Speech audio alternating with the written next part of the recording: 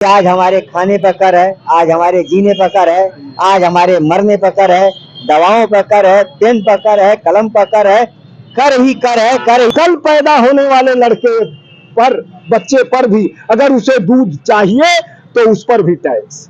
दोस्तों, इस समय हम अम्बेडकर चौक पर खड़े हैं और आज पुण्यतिथि है, तो वहाँ पर एक निर्माण दिवस कहा जाता है। डॉक्टर भीमराव अम्बेडकर और कई वरिष्ठ समाज सेवी डॉक्टर भीमराव अम्बेडकर की प्रतिमा के माल्यार्पण करते हुए नजर आ रहे हैं। तो अम्बेडकर चौक पे हमारे साथ एक समाज सेवी है, मानवाधिकार आयोग से इनका जुड़ाव है और सबसे बड़ी बात है कि भ्रष्टाचार पर इसी गोरखपुर शहर जिसे मुख्यमंत्री का शहर कहा जाता है, यहाँ पे 3 वर्षों से अधिक हो गया भ्रष्टाचार को लेकर के धरने बैठे हैं। आज बहुत ही महान पुरुष का महापरिनिर्वाण दिवस है, क्या कहेंगे? पुरुष अम्बेडकर जी महान पुरुष थे। निश्चित ही उन्होंने जो संविधान की रचना की या उनके कमेटी ने जो संविधान की रचना किया, वाकई देश के लिए एक गौरवशाली विषय है और हमें गर्व होता है अम्बेडकर जी पर। लेकिन उसका अनुसरण करने वाले पर आज मुझे शर्म आ रहा है। जितने लोग शासन सत्ता में बैठे हैं, जो संविधान का अनुपालन कराने के लिए बैठे हैं, वो आज सर से लेके पांव तक भ्रष्टाचार के आकंठ में डूबे हैं। तो जो भ्रष्टाचार के आकंठ में डूबा है, जिसकी मिशनरी आकंठ में डूबी है, जिसके प्रशासनिक तंत्र आकंठ डूबे हैं, उनसे संविधान की रचना का अनुपालन या संविधान की निर्धारित नियमों का अनुपालन की अपेक्षा किया जाना दिवा स्वप्न है। क्या उनको सत्ता से, आखिर हमारे पास लोकतांत्रिक व्यवस्था में यह पावर है कि 5 साल के अंदर हम उनको सत्ता से बेदखल कर दें, तो जनता आखिर अपनी जिम्मेदारी क्यों नहीं निभा रही?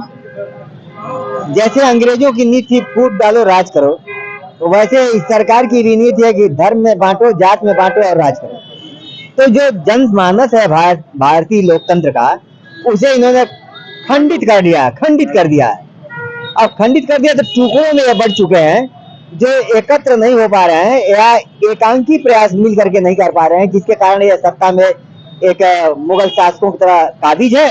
अब मुगल शासकों से भी बदतर व्यवस्था है कि आज हमारे खाने पर कर है, आज हमारे जीने पर कर है, आज हमारे मरने पर कर है, दवाओं पर कर है, पेन पर कर है, कलम पर कर है, कर ही कर है और भ्रष्टाचार उस पर भी सबसे भारी कर है। भ्रष्टाचार कहीं ना कहीं सारी बातों के इर्द गिर्द ये गूंजता रहा है। आखिर कौन है जिम्मेदार और इनके कानों में ये बात क्यों नहीं पहुंच रही है?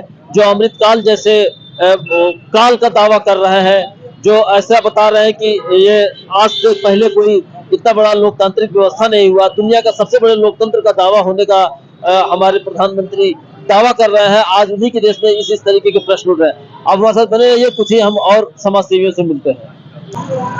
सर, आज बहुत ही महान पुरुष का महापरिनिर्वाण दिवस है और पता चला कि आप कई महापुरुषों के जो ये स्थल है, मूर्तियों पे आप गए हैं, लगातार यहाँ पे विचरण किए हैं, क्या कहिएगा? आज 6 दिसंबर है और डॉक्टर भीमराव अंबेडकर का निर्वाण दिवस है।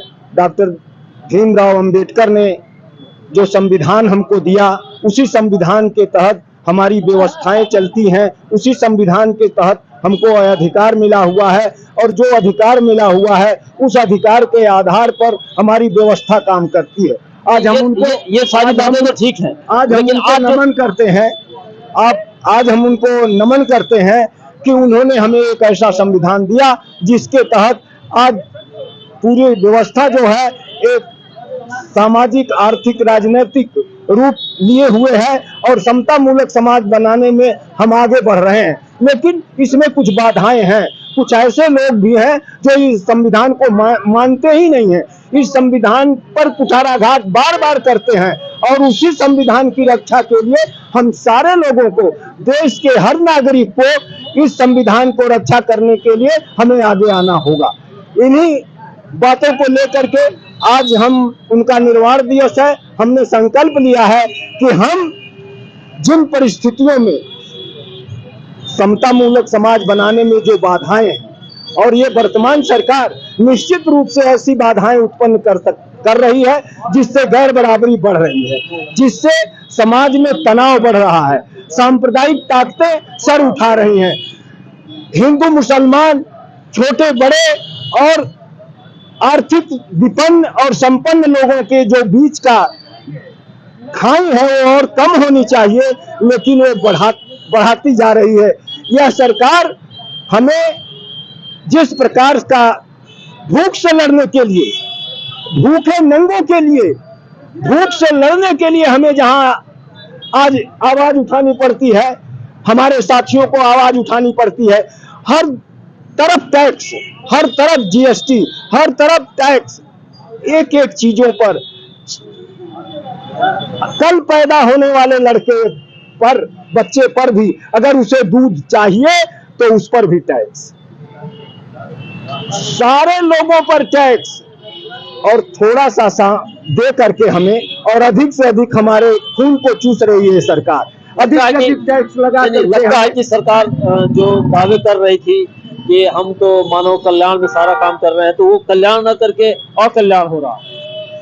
लोक कल्याणकारी राज्य की पहला दायित्व है कि वो गैर बराबरी को कम करे, ऊंच नीच की भावना को खत्म करे, अगड़े पिछड़े का जो दायरा बढ़ता जा रहा है उसको कम करे। लेकिन वर्तमान सरकार उसको और बढ़ा रही है, उस खाई को और बढ़ा रही है। सामाजिक तनाव बढ़ रहा है, बड़े और छोटे का भेद बढ़ रहा है, जो अंतर है, आर्थिक जो विषमता है वो बढ़ रही है, क्षेत्रीय विषमता बढ़ रही है। आखिरस्त में इसके लिए डॉक्टर भीमराव अंबेडकर और संविधान बनाने वालों ने, संविधान में जो 299 लोग सदस्य थे वो आज के लोगों से कम बुद्धिमान थे क्या? वो 2 साल 11 महीना अपना खर्च करके एक एक शब्दों पर विचार करके विद्वानों ने, और उसका संयोजन अम्बेडकर ने किया, भीमराव अंबेडकर साहब ने, और उनको भी छोटा करने का प्रयास ये सरकार और जो राष्ट्रीय स्वयंसेवक संघ जिसका वर्चस्व है इस सरकार पर, जो नियंत्रित करती है भारतीय जनता पार्टी को और उनके तमाम अनुवासिक संगठनों पर, वो उस संविधान को मानती नहीं है। आज जिस संविधान के तहत ये लोग सरकार में बैठे हुए हैं उसी संविधान को नकारते हैं, उसी पर चलना नहीं चाहते हैं। आज जिन परिस्थितियों में ये मुल्क है, बड़े कठिन परिस्थितियों से ये मुल्क गुजर रहा है, यहाँ सांप्रदायिक शक्तियां बढ़ रही हैं, ऊंच नीच की भावना का घर कर रही है। क्या नाम है आपका? श्याम जी त्रिपाठी। श्याम जी त्रिपाठी जी एक बड़ी समाज सेवी है, जिन्होंने बताया कि सरकार भले ही अमृतकाल और अन्य सारी बातों का दावा कर रहा है, 5 ट्रिलियन इकोनॉमी बनाने की बात कर रही है, लेकिन कहीं न कहीं लोगों के बीच सामाजिक सौहार्द उसमें गिरावट आ रही है, उसमें क्षण आ रहा है, लोगों के बीच में दूरियां बढ़ती चली जा रही है। वोट जीतना इस सरकार का एक मकसद है, किसी तरह से लोगों को गुमराह करके, लोगों को लालच दे करके, लोगों को दबा करके किसी तरह से चुनाव जीतना। इस संविधान की जो मूल भावना है उस पर दबाव बनाने के लिए, इसको नकारने के लिए सारे कार्यक्रम, अपनी योजनाएं इसीलिए बना रही है। ये 5 किलो अनाज देकर के वोट तो लेना चाहती है, लेकिन भूख मिटाने का काम नहीं कर रही है, भूख बढ़ाने का काम कर रही है। सही बात इन्होंने कही है, क्योंकि इन्होंने समाज को काफी नजदीक से देखा है और वरिष्ठ है तो इनको ज्यादा अनुभव। हमारे साथ पूर्वांचल गांधी है। सर, आज महापरिनिर्वाण दिवस के मौके पे क्या अंतिम शब्द कहेंगे? मैं बाबा साहब को नमन करते हुए, और मुझे तो इतनी आज लग रहा है कि हम जेपी नारायण हमारे साथ खड़े हैं, वह जेपी जिनकी वाणी से आंदोलन पैदा होता था संपूर्ण क्रांति के, आज श्याम जी सर अचानक मिल गए और आज इनके मिलने से हमको इतनी ताकत मिली है। और इसकी हुकूमत, नरेंद्र मोदी की हुकूमत, मैं इतना ही पूछना चाहता हूं कि आटा, चावल, दाल, तेल, चीनी, दूध, दही, दवा पर टैक्स किसने कहा लगाने को? क्यों इसने टैक्स लगा दिया? ये प्रधानमंत्री है, 142 करोड़ लोगों का मुखिया है, पेट पर टैक्स क्यों लगाया इसने? और निजी गाड़ियों पर टोल टैक्स, हमारी स्वतंत्रता को बाधित। 19D कहाँ जाएगा? हम कैसे आएंगे जाएंगे जब हमारी निजी गाड़ियों पर टैक्स लगाएगा? जब पेट पर टैक्स लगेगा तो जीवन के अधिकार अनुच्छेद 23 की हिफाजत कैसे होगी? शिक्षा, चिकित्सा, रेल को इतना महंगा किया, टैक्स लगाया कि गरीब के अप्रोच से बाहर हो गया है। मैं ऐसी हुकूमत को, ऐसी नरेंद्र मोदी की हुकूमत को ये आह्वान बताना चाहता हूं कि वो टोल टैक्स को खत्म कर दे, मनुष्यता का टैक्स, पेट का टैक्स खत्म कर दे, निजी गाड़ियों पर टोल टैक्स खत्म कर दे, शिक्षा, चिकित्सा, रेल एक समान, गरीब अमीर सबके लिए कर दे।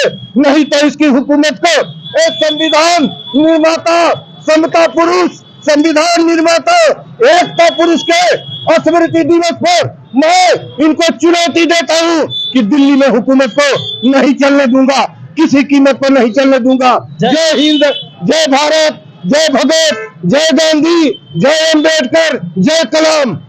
जैसा कि दूध, दही, दाल जिन्होंने विषय लिखा है, दवा पर जीएसटी लगा करके निश्चित तौर पर ये जीवन है और सरकार ने बड़ा कुठाराघात किया है। मैं चैनल के माध्यम से चाहूंगा कि इन सब चीजों की जो मांग किया है गांधी जी ने, पूर्वांचल के गांधी जो कहे जाते हैं डॉक्टर संपूर्णानंद मल, इनकी मांगों को गंभीरता से लेते हुए इस पर कोई ठोस कार्रवाई करे ताकि आम जनता, जो खास जनता हो, आम जनता हो, जो भी हो, उसका जीवन है ये आटा चावल दाल। अमीर तो अपनी भरपाई कर लेंगे लेकिन गरीब कहाँ जाएंगे। वैसी उस स्थिति में जब देश में 80 करोड़ लोग 5 किलो अनाज पर जी रहे हो, 22 करोड़ कुपोषण का जीवन जी रहे हैं। आपको खबर कैसी लगी, इस संदर्भ में अपनी राय जरूर बताएं। बने रहे हमारे साथ, देखते रहे गोरखपुर हलचल। धन्यवाद।